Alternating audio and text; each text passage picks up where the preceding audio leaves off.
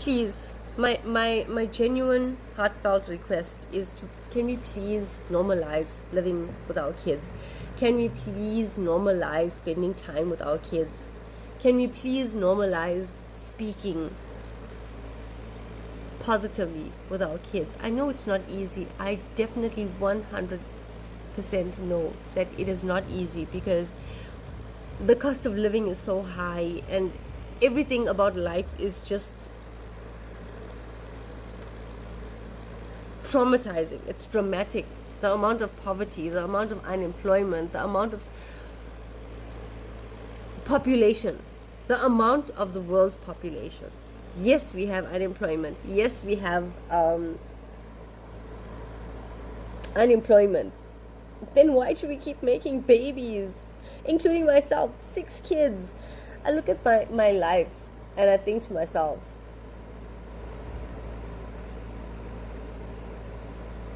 there's definitely a God out there who's on my side, because I see myself so blessed. After everything I've overcome, I couldn't have been in this position at this point, at this stage in my life, if it were not for some greater force than myself, because I have overcome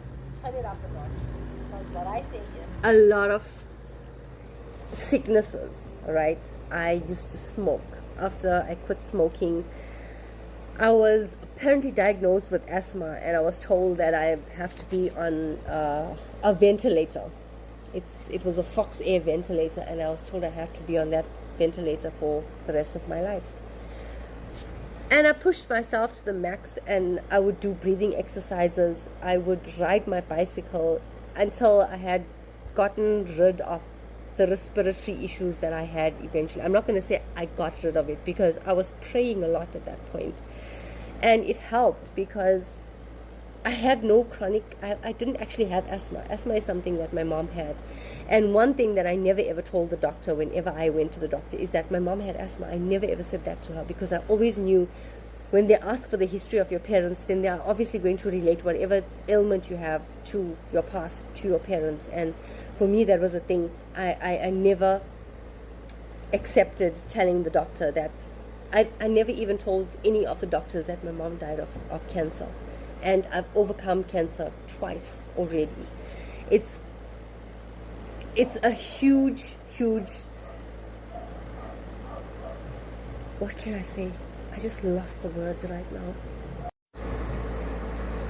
Alright, so like I was saying, you will end up giving your body the incorrect stuff. I went crazy. I just started eating a whole lot of sweets. You will understand that the sweet cravings, they come from the cancer cell. The cancer cell is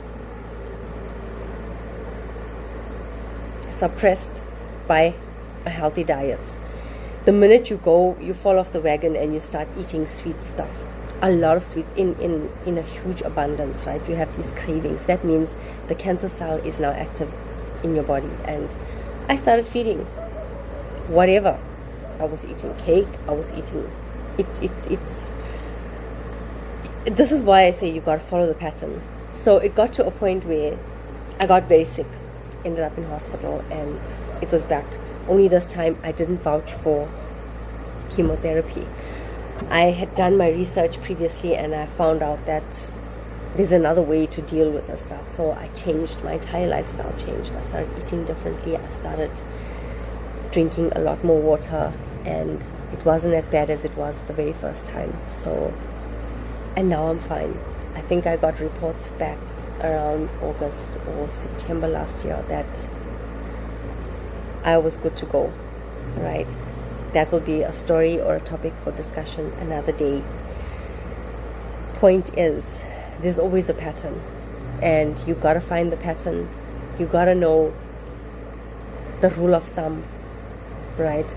And the rule of 100. The rule of 100 says, if you spend 100 hours, I think 100 hours a year on something, you have mastered the art of that thing, right?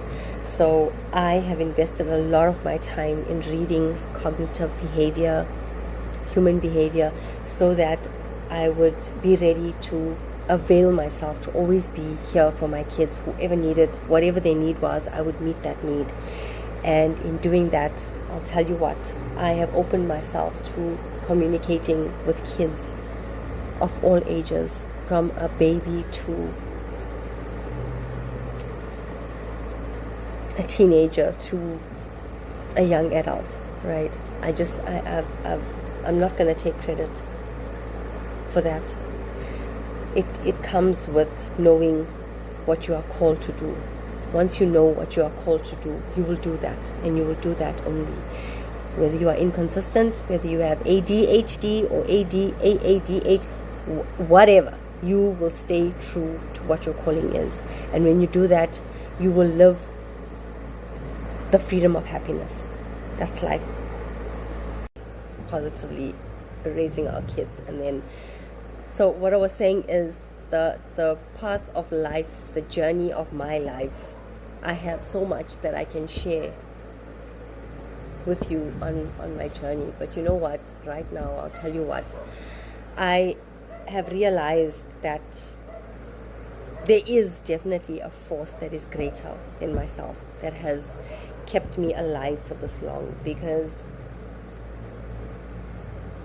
when I was,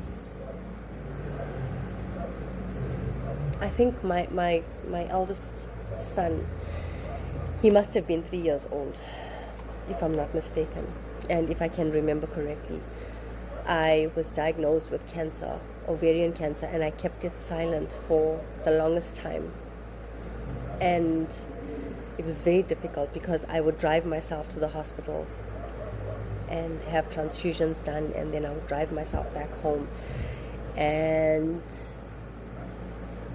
I remember the one day I passed out just before I could drive down into the driveway, and my son, he pressed the remote and he opened the gate, and he tried to take me out of the car.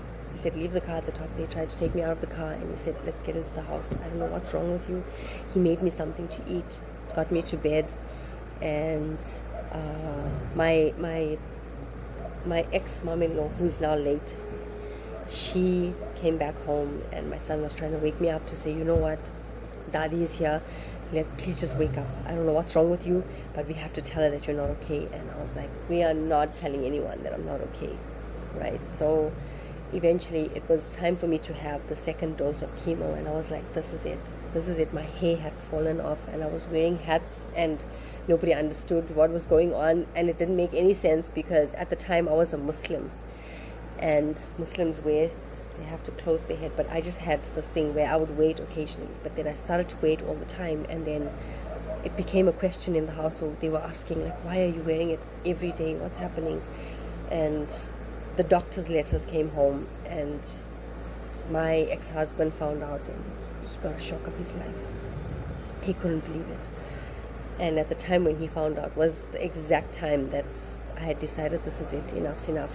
We were getting divorced, and I was about to leave. And while I was, the events of my life, they have a pattern.